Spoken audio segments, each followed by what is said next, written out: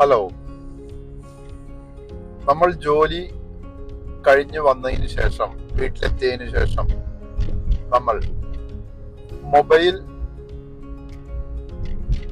ഇൻസ്റ്റാഗ്രാമിലോ ഫേസ്ബുക്കിലോ അല്ലെങ്കിൽ അതുപോലെ സോഷ്യൽ മീഡിയയിൽ ചെലവഴിക്കുന്ന ആളുകൾ, അങ്ങനെയുള്ള ആളുകൾക്കാണ് ഒട്ടും സമയം കിട്ടാത്തത്.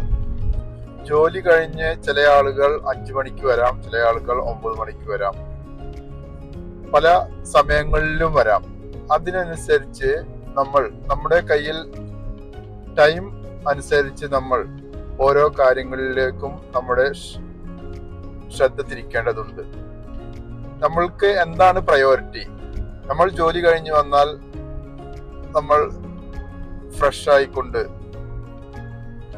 നമ്മൾ സ്വന്തമായി കുക്ക് ചെയ്യുകയാണെങ്കിൽ കിച്ചണിൽ ചെന്നുകൊണ്ട് കുക്ക് ചെയ്ത് ഫുഡ് ഉണ്ടാക്കി നമ്മുടെ കാര്യങ്ങളെല്ലാം നിർവഹിച്ച് കഴിഞ്ഞതിന് ശേഷമാവണം നമ്മൾ മറ്റുള്ള കാര്യങ്ങളിൽ മുഴുകേണ്ടത്. സോഷ്യൽ മീഡിയയിലോ നമ്മുടെ കാര്യങ്ങളിലോ പ്രയോറിറ്റി എന്തിനാണോ അത് ഫസ്റ്റ് ചെയ്യണം. അല്ലാതെ വെറുതെ ഇരുന്നു കൊണ്ട് സമയം കളഞ്ഞാൽ നമ്മൾക്ക് ഒന്നിനും സമയം കിട്ടുകയില്ല.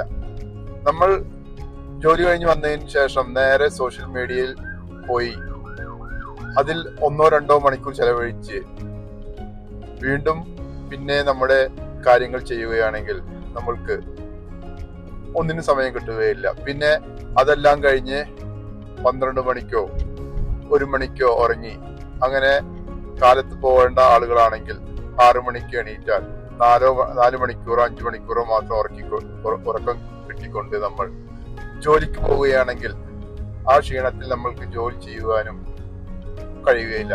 ഒരു ദിവസത്തെ കാര്യമല്ല. നമ്മൾ എല്ലാ ദിവസവും ഇതുപോലെ ചെയ്യുകയാണെങ്കിൽ നമ്മുടെ ആരോഗ്യത്തെ അത് ബാധിക്കുക തന്നെ ചെയ്യും. അതുകൊണ്ടാണ് നമ്മൾ ചില ആളുകൾ പറയുന്നത് കേട്ടിട്ടില്ലേ, എത്ര ആണെങ്കിലും അവർക്ക് സമയം കിട്ടുകയില്ല, സമയമില്ല. അതുകൊണ്ട് നമ്മൾ തന്നെയാണ് നമ്മുടെ സമയം മാനേജ് ചെയ്യേണ്ടത്. സമയം എന്നുള്ളത് പൈസയേക്കാൾ വിലയുള്ള ഒരു കാര്യമാണ്. അത് നമ്മൾ എങ്ങനെ മാനേജ് ചെയ്യുന്നു, അതിലാണ് നമ്മൾ വിജയിച്ചിരിക്കുക. ലോകത്തിലെ എല്ലാ ആളുകൾക്കും സമയം ഒരുപോലെയാണ്, 24 മണിക്കൂർ ഒരു ദിവസത്തെ. അതിൽ നമ്മുടെ ഫുഡിനും ഉറക്കത്തിനും എല്ലാം കഴിച്ചിട്ടുള്ള സമയമാണ് നമ്മൾക്ക് എല്ലാ എന്റർടൈൻമെന്റിനുള്ള സമയം നമ്മൾ വിനിയോഗിക്കേണ്ടത്. പ്രയോറിറ്റി ചെയ്തുകൊണ്ട് സമയം വിനിയോഗിക്കുക. Take care.